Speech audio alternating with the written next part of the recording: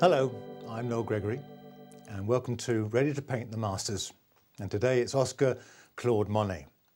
But before we start that, I'd like to show you a couple of pictures I did in Monet's garden. The first one is one of his famous water lily pictures. It's a direct copy.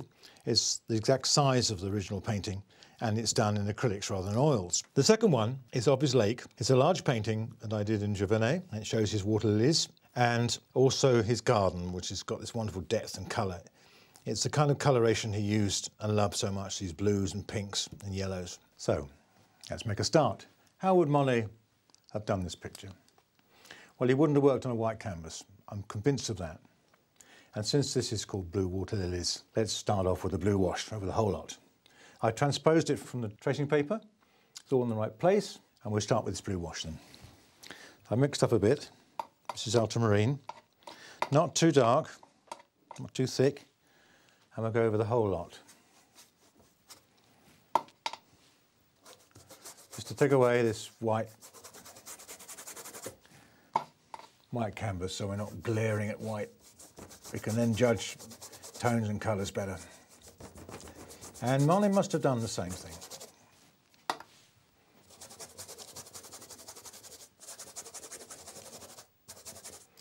He wouldn't have used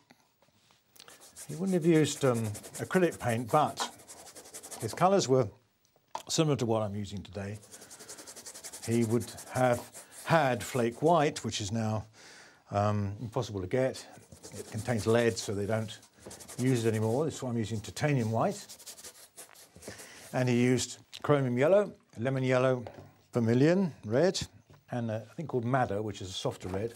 What else did he use? Cobalt blue, ultramarine blue, cobalt violet, chrome green, and no black, of course. They didn't use black after 1888, I believe.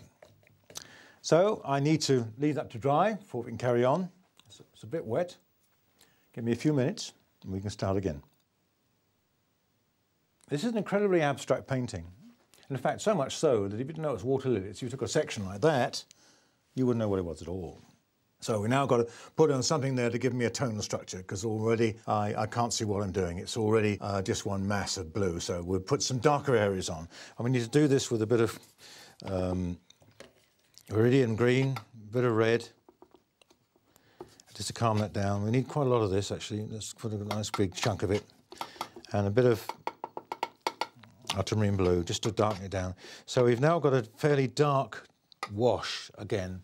And we'll do that over the bits and pieces. There's a line here. Got to do this fairly quickly, but with some care, because this is where the drawing is. I'm going around the drawing with this colour, and I need to know where everything is, otherwise it will cover up the drawing, and we won't see where everything is. This is the first of the bringing out the shapes of the water lily pads.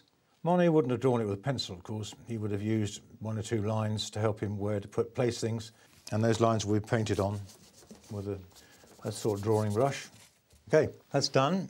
I can still see the lines reasonably well, but I need to now put some light areas in to bring out the lily pads themselves. So we'll get a smaller brush than that. We'll use the size 8 filbert, and I mix up a cerulean blue and a bit of white and a bit of green, chrome green.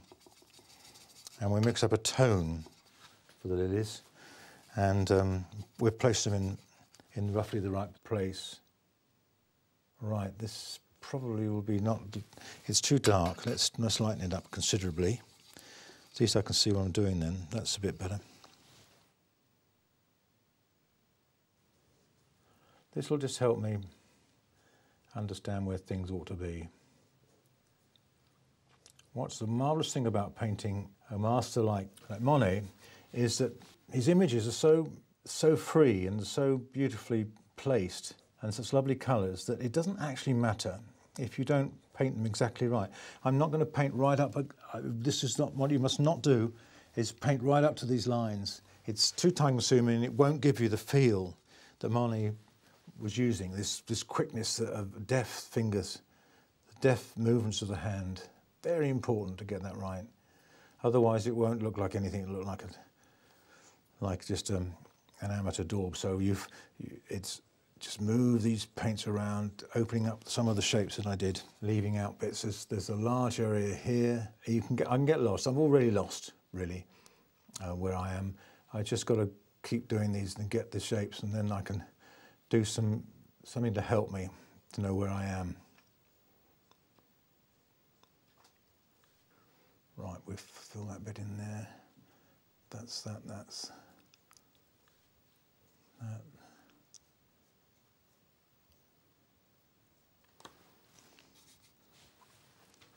There's a whole mass of floating lily pads here, which we'll put on like that. This is actually a bigger painting. It goes off larger. I'm just using a small area of it, or 2/3 of it. Otherwise, it's just too big for our time involved. But also, one of the problems I think of doing something this small is it is almost too small to paint. The feeling of a large canvas and moving paint around is much easier when you're using a big size. Is there anything to go there? No, I don't think there is. Nothing to go there. There's a bit to go here, a bit there. There's these things here. Right, I'm a bit lost, so I've got to find something to give my eye a rest so I can then judge it. Right, we'll change this to a smaller brush, and we put some little bits of red in. This is probably the things that you do last, but I'm doing it now so I can make my brain work out where things ought to be. Now let's show you what I mean. This then is one of the lilies. That's that one there, across there. This one is here, where is it? There. Oh yes, that one is there, that one is there. Let's add a bit more red to this, a bit of alizarin crimson, give it a bit more colour. This will give me a key to know where to look in future. That one's there, there's a little bit of red on there, that'll help me. There's a little bit of red on here, that'll help me. So it's 1, 2, 3. There's a lily that comes down here, that's that bit. There's a lily there which is a bit red. There's lots of reds here, there's that bit there. This will simplify things, and I can see where things are much easier. As I said, it's really the last things he probably would have painted, not the first, but we're copying it, so you need to relax a bit and not spend half an hour on something that's not in the right place. There. A couple of things up here we can add. There's one here, that'll do, and there's one right next to it there. That'll help that. So that judges that. Doesn't help much on this side, but it doesn't. Oh, we'll put a little bit of red here. That's why I see a little bit of pink coming there. Right. That gives me a bit of knowledge then. Right, we've now got to get some tone working in this. We'll use this other brush again. Let's clean this up a bit. And we'll use this brush again. And I'm going to go straight into mixing up a dark colour. And we'll use some of the colours we're using, lots of cerulean blue here, and a viridian green, and see what that looks like. If it's wrong, we can change it, put a bit more viridian. We've got plenty of it. No, it's not blue enough, so I'll add some ultramarine. A lot of ultramarine, that'd be nice, see what happens. Add a bit of red too, to stop it being quite so violent. Right, now we'll see what that does. Oh, that's lovely, that is really good. And we'll move this down the canvas like this, we'll sort of stab at it. Right, there's a large area up here of dark, we'll put those in.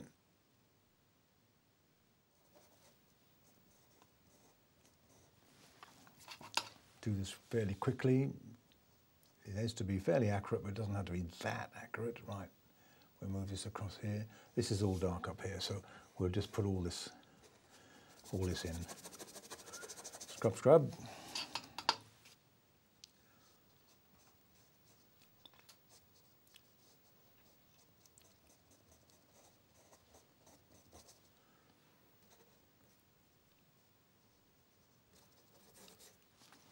I'm going to use a big brush. Save time. Perhaps that's okay. There's a nice white lily pad there, with a nice white flower on it.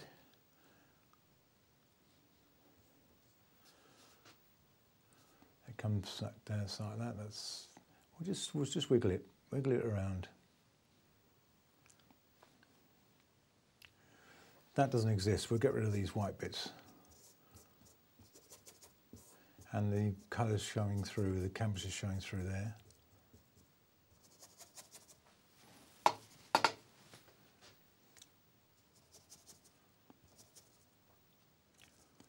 Monet used, because his eyesight was failing so badly, especially when he was doing the water lilies, he used hugely long extended brushes, a metre long. Now, I've often thought about metre-long brushes, and you can use them. I have used them just to see if you can paint with them, and you can. The real problem is putting the paint on the brush. How can you put it on when it's like this? Never mind. He must have done it because that's the way he chose to paint, to see things better.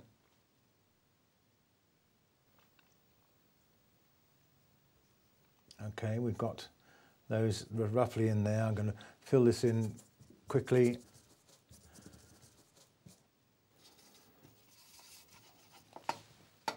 Right, we'll just carry on with these, going round some of these shapes.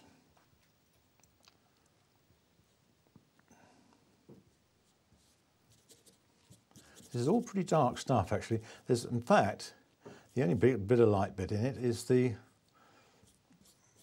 on the tops of the lilies. The rest is pretty dark. So we need to get that out in quite quickly. This is green rather than blue, so I'll wait to paint that green, as this is a bit blue down here.